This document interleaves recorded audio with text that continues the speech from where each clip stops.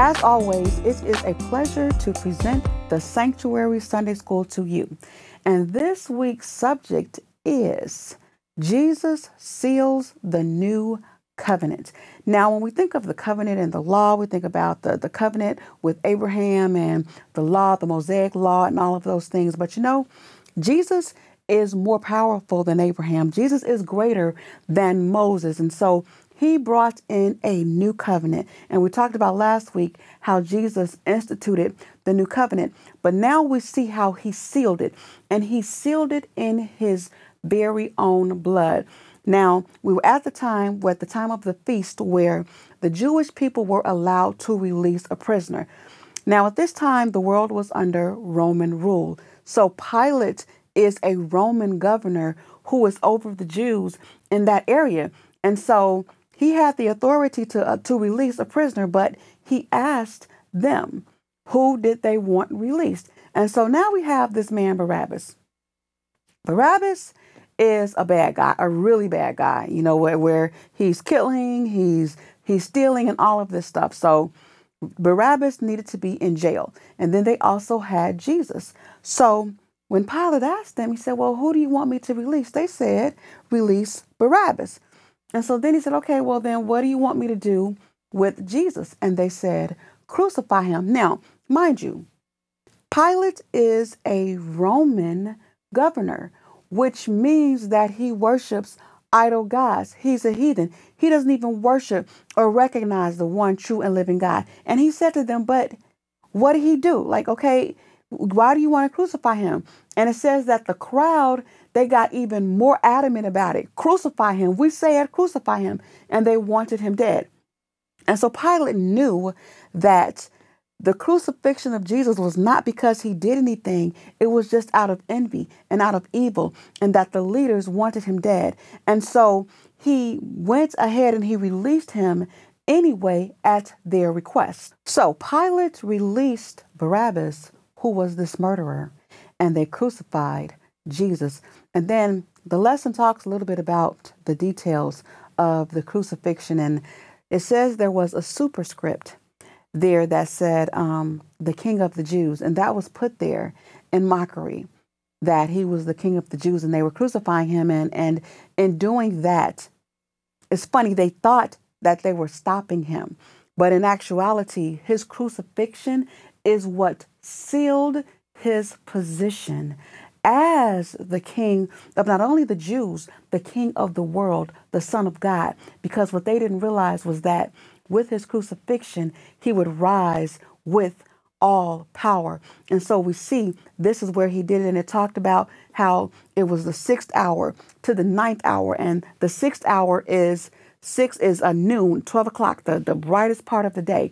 And the 9th hour would be 3 p.m., which it would be those 3 hours is when the sun is at its brightest point. And it says that the sun was black and it refused to shine. And he hung there and he died on the cross, and they pierced him in the side, and he said he was thirsty. And then also he called out to his father. He said, Eli, Eli, lama sabachthani. And that is to say, my God, why hast thou forsaken me? And they were there and they did not understand what he was saying. And they thought that he was calling on the prophet Elijah. And it's amazing. And when you think about this, I thought about the example that Jesus set of leadership. When you're doing your job and you're carrying out your mission from the Lord, first of all, there's going to be people who try to prosecute you or persecute you and even try to kill you. They're going to try to hurt you. They're going to try to kill your ministry. That's the first thing. The second thing that jumped out at me is that they are not going to understand.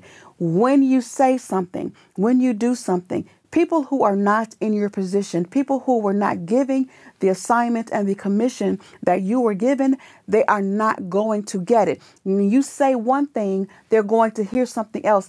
And this is what I love. Again, I say this so often when I'm studying the Word of God.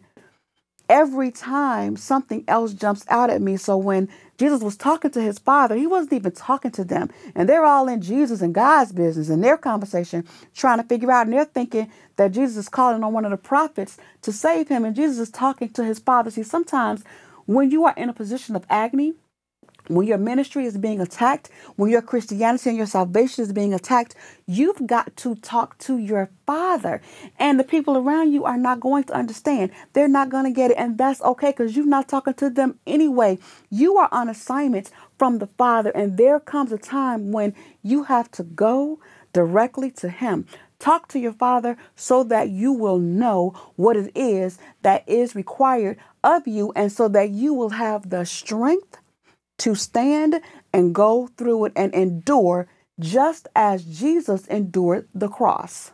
And I love the way that the Gospels records Jesus' death, because every one of them says that He gave up the ghost. He died when He got good and ready. It was His decision to lay down His life. No man took His life. He laid it down willingly, voluntarily for us. So that's one thing. He gave up the ghost. And then it says that the veil in the temple, it rent. And this is something that my father, I love the way that he teaches this, because the veil in the temple rent from the top to the bottom. Rent means it tore, it split. It split open from the top to the bottom. And my dad always said, if it has split open from the bottom to the top, you could have said that somebody was down there, and they had some scissors and they cut it and they pulled it apart. But I love the way that God does things, because He always proves Himself. The way that it rent, the way that it tore, they knew that it was of God. It was something that only somebody with a supernatural force could do. And so that happened. And what that means is it was exposure. It was unveiling everything, and it was putting everything out there. Jesus, He sealed this covenant. And so the new covenant with Jesus, it gave us access. There's no longer that veil, that division between us and God. Jesus became a mediator and an intercessor for us, and He gave us access to the Father right there on the cross. And now here we go again. We're talking about this centurion. Once again, if he is a centurion, he is a Roman soldier. They do not believe in God. But this centurion, he looked at Jesus and he said, surely, truly, this most definitely is the Son of God. So now we have Pilate, the Roman governor, who said he didn't do anything. Tell me what he did. Why are we crucifying him? And then we have this centurion who says that this definitely is the Son of God. And what this says to me is, sometimes when you're ministering, when you're preaching, you're going to get opposition from within the church. But God is the God of everybody. And there is always going to be a witness as to who God is and what God does. There's always going to be somebody who will bear witness of the authority of Christ in your life. So you don't have to worry about the attacks. You don't have to worry about the naysayers, because you know that you are following the directions of God, and you know that you are in a covenant that was sealed by Jesus Himself. It is an unbreakable bond. It is something that cannot be underwritten. It cannot be overturned. It is between Jesus and us throughout eternity. So when you feel like you can't make it, when you feel like those trials are just too much, when the enemy tries to make you give up, just remember that Jesus sealed this covenant.